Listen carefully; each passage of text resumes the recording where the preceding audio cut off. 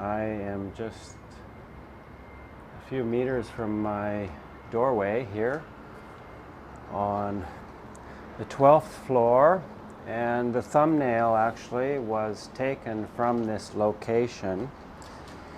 And I'm just doing a video check to make sure I've got everything's all systems are go. So I am, the trick, the challenge for you is to see if you can spot the Kawasaki Ninja in the photo. I'll give you a clue, it's Kawasaki green. Yeah, so today we are going to have, you can see my Kawasaki green Ninja in an earlier video. I have almost 200 videos now. I started this project almost 2 years ago, it seems like, and I've posted consistently 2 videos every week. Friday at 7 o'clock in the evening and Sunday at 7 o'clock in the evening, Japanese time. And so yeah, there's quite a few videos. So I call my reports, my monologues, however you want to describe it, I call it the moves news.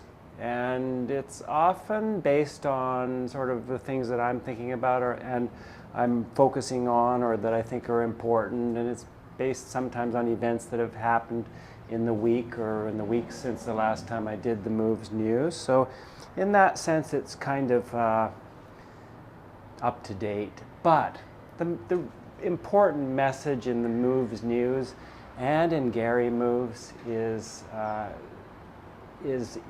the concepts that you learn from doing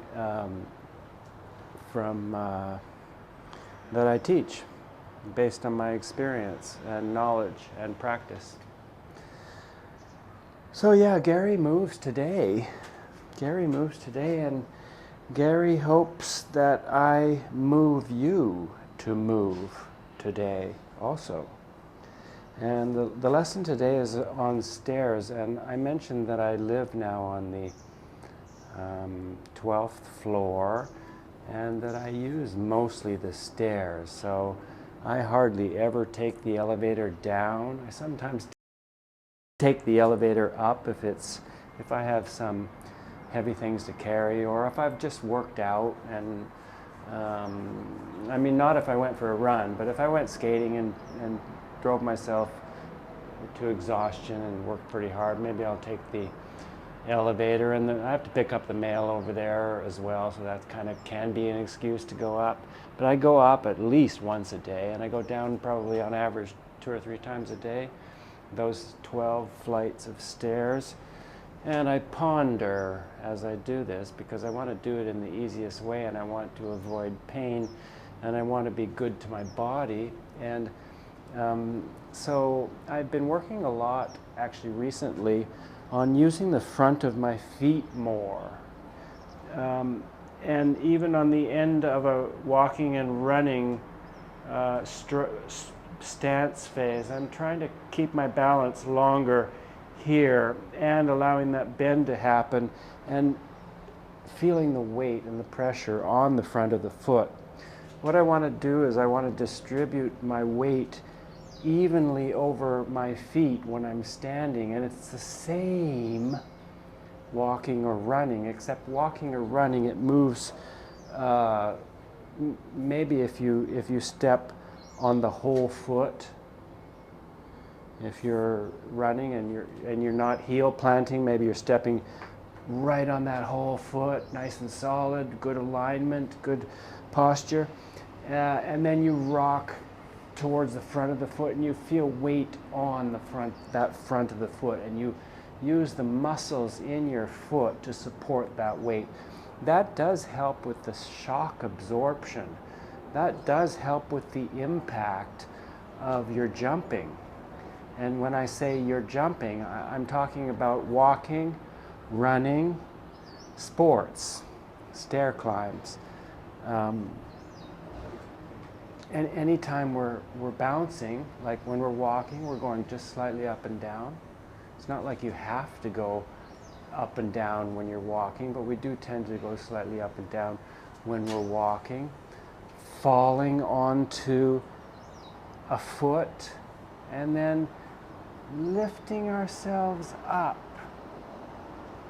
and then falling onto the next foot. So here's a more extreme example of this, and which is stairs. And so what I've been doing actually very recently, this is news, and I find this really helps because if you think about it, there's two there's two types of effort we use to go up the stairs. We have two legs, and each leg does effort, and they're different. So this leg is gonna straighten. Now the straightening is effort. Now this leg also then straightens, and it's effort. Straighten. Straighten.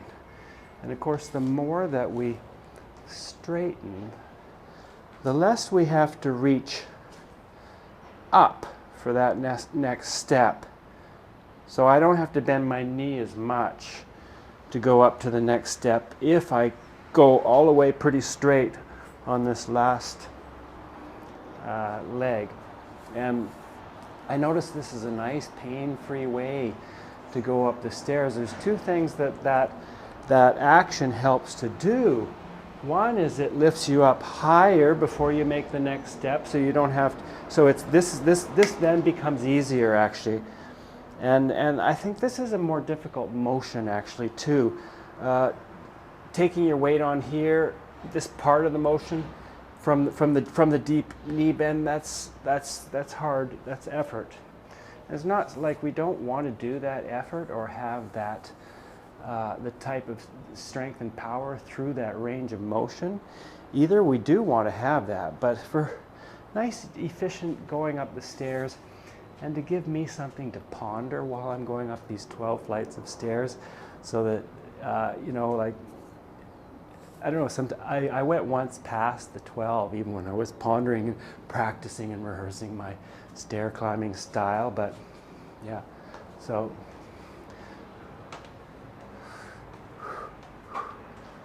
I'm accentuating that style. And then of course coming down for impact training, we want to step on a straight leg. When we're coming down, we want to step on a straight leg, take the weight on, feel the weight on the front of the feet, feel the weight, and slow yourself down, because when you're going down, you're moving this way and you have to brake, essentially. Otherwise, you got to slam on the brakes, and this is how we do this. You can reach down and touch your toe to the stair, and then bend all three of these joints, even actually metatarsal too, if you want to get that into it.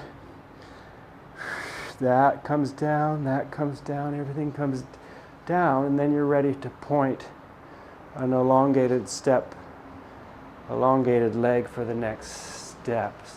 So I can kind of go up and down just now just to show you kind of what that looks like. This is new for me, so it doesn't feel too natural.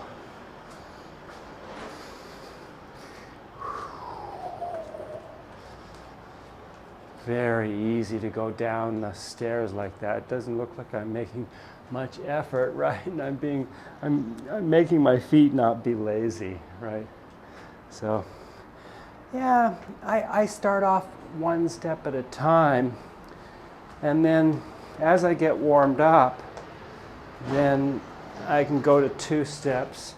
And especially coming down, it's easier if you take, like, maybe take a step or 2 and then take a double step, and then some quick steps after it. Be ready for quick steps after it. That way you slow yourself down more gradually, right? So coming down, it might be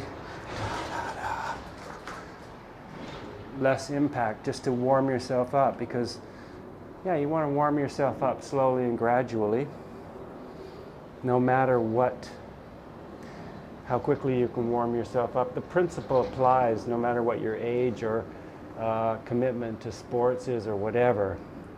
You want to warm up things gradually so that you don't tax your muscles and create pain and injury. Yeah.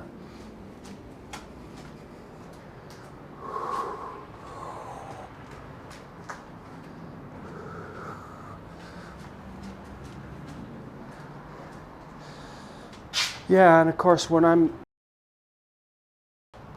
going up, I'm really thinking a lot about relaxing and breathing deeply, because that's hard work. Fighting against gravity to go up those stairs, especially running.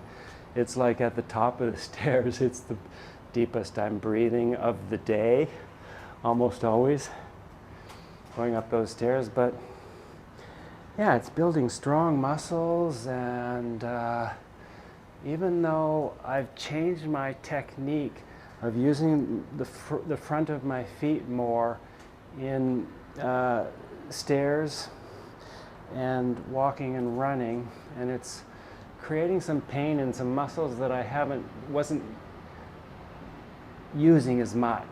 So here's the principle, you know, things get worse before they get better when you make a change. So I accept that. Yeah, and I'm already getting through it. On to the next thing. Yeah, we want to challenge ourselves, and when we do, it's often painful and difficult in body and mind to make changes, but I'm kind of interested in doing things better and better, in better and better ways. And yeah, and I do want to maintain good posture, not only because good posture is attractive and it exudes confidence, and it's healthy, and it will improve longevity, and it's you know, it's helpful for life itself, because as you get older and gravity starts to win, this could be a survival challenge. It's part of your survival challenge, you know. Like, so I think it's a longevity thing too, having good posture and biomechanics. And yeah, so I think that's probably enough of a message for today. Thank you for joining me. And we will have more videos like this in the future. Signing off now for the Moves News.